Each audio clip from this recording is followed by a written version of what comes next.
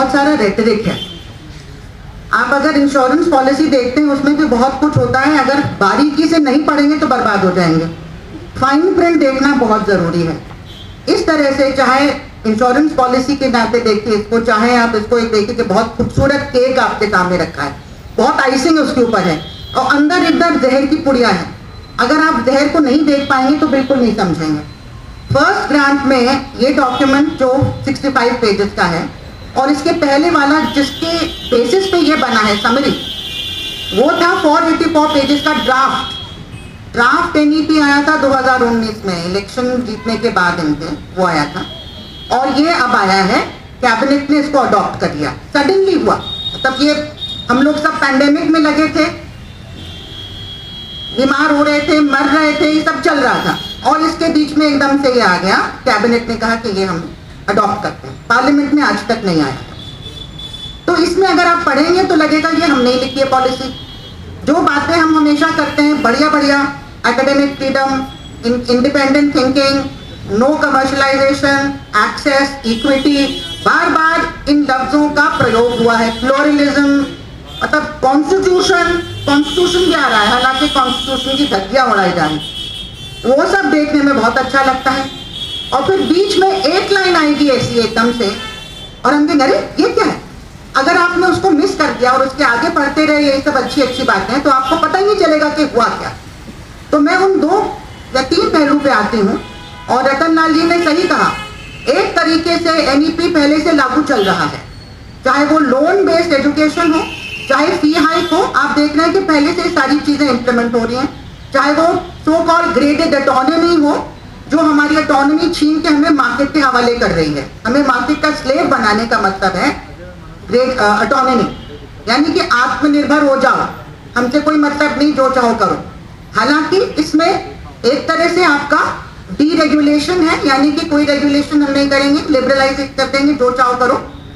दूसरी तरफ से सेंट्रलाइजेशन है कि हम ऊपर से सुपरवाइज करेंगे आपका डीरेगुलेशन, हम ऊपर से रेगुलेट करेंगे किस तरह से आप डीरेगुलेट हो, फ्रैगमेंट हो और मनमानी करें। तो ये किस तरह से अचीव कर रहे हैं मैं इनको समझाना चाहूंगी।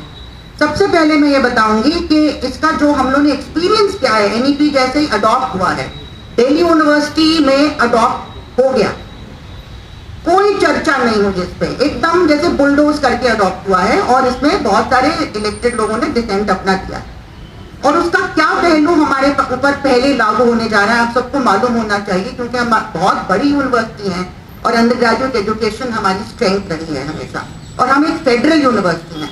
तो अभी जो अडॉप्ट हो चुका है, आप लोग विश्वास नहीं करेंगे कि जो जिस चीज से हम जूझ रहे हैं 2 साल से, पैंडेमिक में, लॉकडाउन में, पढ़ाई लिखाई ना के बराबर हो गई है। मैं टीचर हूँ, मैं आपको बता रही हूँ, रतन लाल, मौसमी, सब लोग आपको बताएंगे, ना के बराबर हो गई है। बच्चे कुछ नहीं सीख रहे हैं, जिनके पास डिवाइस नहीं है वो तो नहीं सीख रहे हैं, जिनके पास डिवाइस है वो भी नहीं सीख रहे हैं, वो ज़ॉम्बी की तरह बैठे रहते हैं और ज्यादातर स्विच ऑफ करके चले जाते हैं। लगता है कि प्रेजेंस है लेकिन नहीं है। सेंट स्टीफेंस कॉलेज जिसमें मैं पढ़ाती हूँ, कभी हमने ये एक्सपीरियंस नहीं किया, मैथमेटिक्स ऑनर्स, जिसमें आपको टीचर की सख्त जरूरत होती है समझने के लिए। 25% स्टूडेंट आते हैं, उसके बाद 10% हो जाते हैं और जो आते भी हैं उनको ग्रिल करना बहुत मुश्किल है, वो सीखना नहीं चाहते हैं। ऑनलाइन एग्जाम में वो नकल करके सारा कुछ उनको नंबर मिल जाता है। मैथ्स कॉपिंग चल रही है, ये सारे कोचिंग सेंटर्स पहले से सब आंसर तैयार रखते हैं, उनको वो कॉपी पेस्ट करके उनको वो सारे रिजल्ट ऐसे आ रहे हैं। किसी भी टीचर से पूछ लीजिए, हम करेक्शंस कर रहे हैं। ऑलरेडी बर्बादी पे हम लोग आ चुके हैं, उसको रिवर्स करना बहुत मुश्किल है। यही चीज को अभी जो 3 रेगुलेशन, 2 रेगुलेशन अडॉप्ट हो गए हैं, एक अडॉप्ट हो गया, एक ड्राफ्ट, एक रखा गया एजेंडा में और एक ड्राफ्ट के फॉर्म में आया। 3 रेगुलेशन हैं जो इस ऑनलाइन करण को हमेशा हमेशा के लिए हमारी यूनिवर्सिटी के कॉस्ट स्ट्रक्चर का हिस्सा बना है। हिस्सा ही नहीं, आप समझिए कितना बड़ा हिस्सा। नंबर 1 रेगुलेशन, ABC रेगुलेशन, जिसका जिक्र इसमें एनईपी में भी है, जो 2020 वाला, उसमें ABC regulation, academic bank for credit, her student को एक एकेडमिक बैंक दिया जाएगा जिसमें उसका पासवर्ड होगा, जिसमें वो कहीं से भी बैठ के कहीं से भी ऑनलाइन कोर्स कर सकता है अलग अलग यूनिवर्सिटी से, और वो क्रेडिट इसके जमा होते चले जाएंगे और अप टू 50% स्टूडेंट अपने कोर्स का वो ऐसे ऑनलाइन क्रेडिट इधर उधर से जमा करके ले सकता है। यानी अगर वो दिल्ली यूनिवर्सिटी का स्टूडेंट है तो हमारी यूनिवर्सिटी से 50% कॉस्ट करने की ज्यादा की उसको जरूरत ही नहीं है। बाकी 50% पे हमारा कोई कंट्रोल नहीं है, क्या क्वालिटी है, कौन पढ़ा रहा है, कैसे ग्रेड हो रहा है। स्टूडेंट्स की आदत डाल दी है कि बिना पढ़े उनके नंबर आ जाएं। तो काफी बड़े तादाद में स्टूडेंट्स को ऑप्ट करने के चांसेस हैं, बजाय कि हम लोग ग्रे करेंगे, कम नंबर देंगे, टेस्ट करेंगे, जबरदस्ती कहेंगे पढ़ने को। तो अगर ऐसा हुआ तो आपका जो कोर्स की जो डिग्री की वैल्यू है वो ना के बराबर हो जाएगी।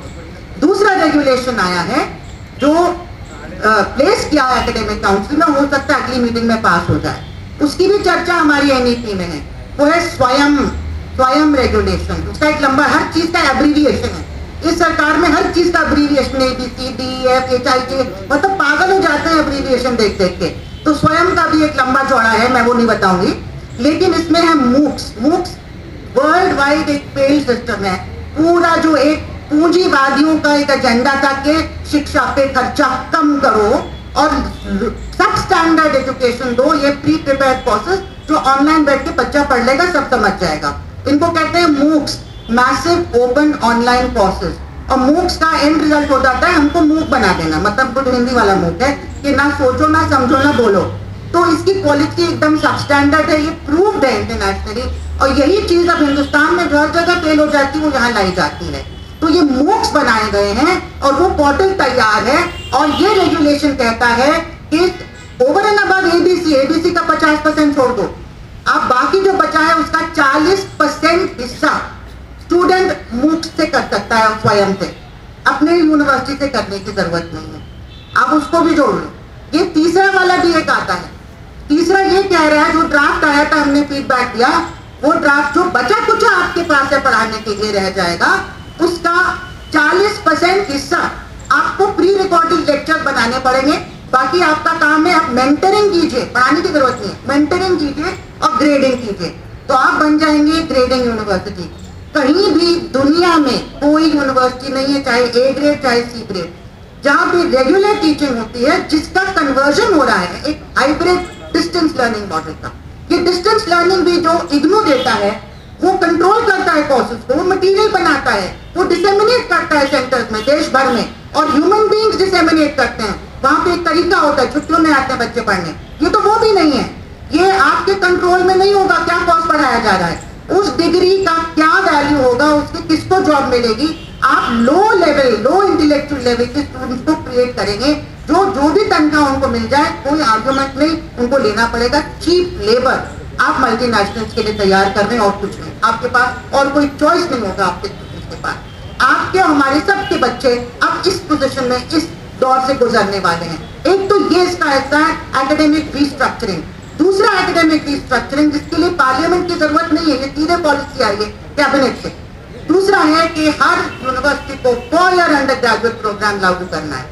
हमारी यूनिवर्सिटी में हमारे दिनेश सिंह साहब एक वाइस चांसलर बहुत इंथुजियास्टिक से पहले ही ले आए।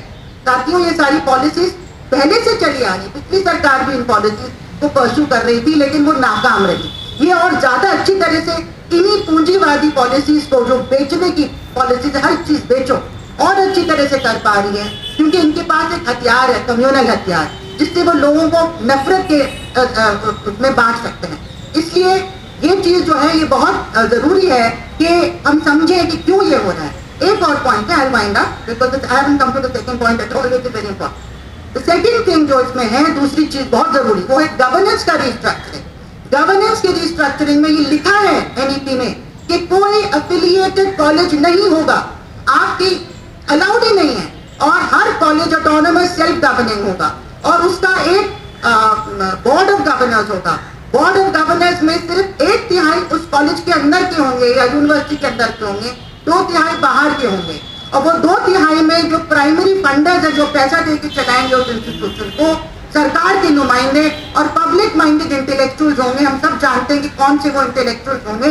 ये आइडियोलॉजिकल इंटरवेंशन है, वहां पे प्लान किए जाएंगे आरएसएस के लोग, जो वहां पे सब कुछ देखेंगे कि आइडियोलॉजिकली क्या कोर्स पढ़ाया जाएगा, क्या पावर्स है बीओजी के सारे, क्या कोर्सेज ऑफर किए जाएंगे, क्या कंटेंट होगा, स्टूडेंट की एडमिशन कैसे होगी, फीस क्या होगी, टीचर्स की क्वालिफिकेशन क्या होगी, रिक्रूटमेंट पॉलिसी क्या होगी, कितने लोग कच्चे होंगे, कितने पक्के होंगे, कब पक्के होंगे, ये सारी चीजें वो बीओजी तय करेगा। और हर चीज मेरिट पे तय होगी। मेरिट यानी कौन तय करेगा मेरिट? बीओजी तय करेगी मेरिट। कोई सीनियरिटी का मतलब नहीं। इलेक्शन तो लिखता है, इलेक्शन नहीं होगा आपके बोर्ड ऑफ गवर्नर्स में। आज के दिन हमने लड़ के डेमोक्रेटाइज करके पार्टिसिपेशन हासिल किया डिसीजन मेकिंग प्रोसेस में through elected representative in the executive council. Executive council में will be replaced by BOG. BOG में इलेक्शन वर्जित है, मना है। आपकी इस तरह के सर्विस कंडीशन होंगे नॉन यूनिफॉर्म। हर कॉलेज का अलग सर्विस कंडीशन होगा। ये दुकानों की तरह चलेंगे। जो कुछ बचा कुचा पब्लिक फंडेड एजुकेशन है वो साथियों खत्म किया जा रहा है। पूरा प्राइवेटाइजेशन है। हम सोच नहीं सकते कि इतना बड़ा चेंज आ रहा है और सब कुछ खत्म हो रहा है। आज अगर हम नहीं लड़े तो कुछ नहीं बचेगा। इस सिचुएशन में अगर टीचर की इंडिपेंडेंट थिंकिंग नहीं होगी, टीचर कभी भी अपनी नौकरी खो सकता है, कोई डेमोक्रेटिक स्पेसेस नहीं बचेंगे, तो किस तरह से इंडिपेंडेंट थिंकिंग को हम फॉस्टर करेंगे? कैसे आजाद सोच के बच्चों को हम जिसको पढ़ा भी पाए हम थोड़ा बहुत, कैसे वो फॉस्टर करेंगे? यहाँ पे पूरा का पूरा बर्बादी का मॉडल आ रहा है साथियों। इसलिए हमें लड़ना है, क्योंकि हमारी पूरी जो आने वाली पीढ़ी है वो बर्बाद हो जाएगी। इंटेलेक्चुअल कॉलोनाइजेशन हो जाएगा, गुलामी दोबारा से आ रही है और साथ साथ इकोनॉमिक और पॉलिटिकल गुलामी तो आएगी ही आएगी। तो साथियों इसी के साथ अपनी बात खत्म करना चाहती हूँ क्योंकि समय कम है। ये दो पहलू में हाईलाइट करना चाहती थी क्योंकि ये सार है, ये एसेंस है इस पूरी पॉलिसी का। Thank you very much. Thank you very much.